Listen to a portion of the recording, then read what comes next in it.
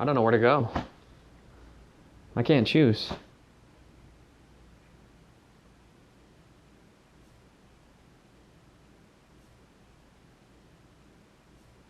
Huh.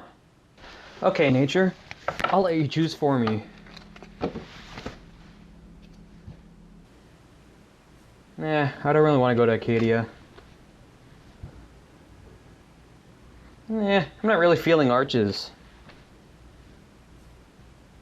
Wow, okay, fuck you then. I'll just go to Joshua Tree.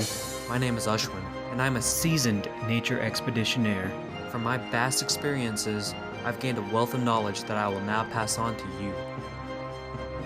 From caving in New Zealand, to discovering wild animals in Africa, from the coldest corners in Alaska, to the hottest deserts in Texas, I'll bring you along on my journey through this planet we call Earth, because this is Ashwin Enjoys Nature. On today's episode of Ashwin Enjoys Nature, we've come to Joshua Tree National Park in southeastern California. When you're in Joshua Tree, you're surrounded by a spectacular array of many species of rock, from gneiss rock, to granite rock, to igneous rock, to boulders. But we're not just here to see the rock. No, we're here to find the namesake of the park, the Joshua Tree. Legend says that the Mormons used the Joshua Tree to navigate through the desert, so hopefully we can do the same to lead us to some Joshua trees. The sun, waxing in the east and waning in the west, and in between joining wind and water to sculpt this landscape of colossal rock. Boulders are a sight to behold in Joshua Tree, but no boulder is more mystifying than the one they call Skull Rock. Skull Rock was formed centuries ago when rainwater came down, eroded the rock, and carved out these two eye sockets. When settlers arrived in the area, they noticed that Skull Rock looked like a human head, giving it the nickname Cranium Rock.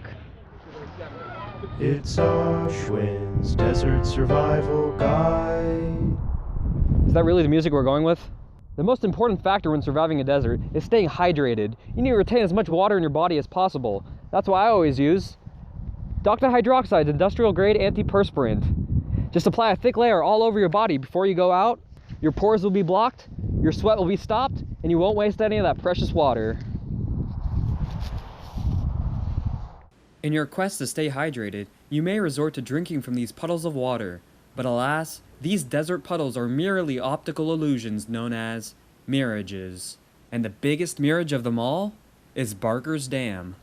When full, Barker's Dam holds approximately 253,326 gallons of water, which is enough water to fill over 200,000 milk jugs. It's Ashwin's Desert Survival Guide. Fucking hell. If you're starting to feel a little dehydrated and you've run out of water, don't panic. Water isn't the only way to stay hydrated. Just apply a spoonful of peanut butter to the roof of your mouth, and the salty spread will force your mouth to salivate, which will keep you hydrated. Now that's refreshing. This land lends its hand to many a mysterious object, but how do we solve these natural history mysteries? To learn more about the history of the park, we can study the words of the Native Americans. An unknown tribe left these petroglyphic marks in Joshua Tree caves called hieroglyphics. Luckily for you guys, I'm kind of a language buff. In fact, in college, they used to call me Translashwin, or sometimes even Transhwin. And if I remember my hieroglyphics correctly, this one says, oh my. That is, we're gonna have to blur this out, because that is just graphic. That is vulgar. Well, I did not expect that much X-rated material, but I guess it makes sense when you think of all the other Indian text, like the Kama Sutra. It's Ashwin's Desert Survival Guide. I'm over it. You know, people keep asking me when it's appropriate to consume your own urine. In fact, I get a lot of requests to demonstrate, but I think it's pretty self-explanatory. Remember, if you're that desperate, and my tips haven't helped you this far, you can only consume your own urine 3 times before it gets too toxic. That's why you should always bring along a friend. That way, you consume your own urine 3 times, then y'all just switch and consume each other's 3 times more, for a total of 6. And that number increases exponentially the more friends you invite. This unique desert landscape gives birth to a myriad of cacti, from the matted Cholla, to the cotton top, to the beaver tail, to the And what's the reason for this park's exclusive vegetation? This park is a hybrid between 2 distinct ecosystems, the Mojave Desert and the Colorado.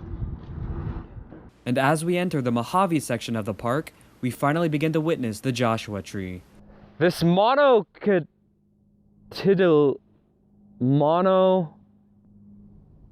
This plant is experiencing a bit of an identity crisis. It was once thought to be a tree, then it was considered to be part of the lily family, and now it's been diagnosed as an agave.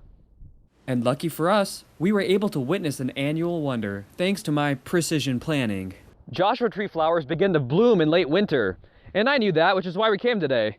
But the Joshua tree flower isn't just a herbal supplement that releases you from ancestral karmic webs. No, the flower's bright color also attracts moths, who pollinate and spread these spectacular plants. And with trees this spectacular, it's no wonder that Joshua tree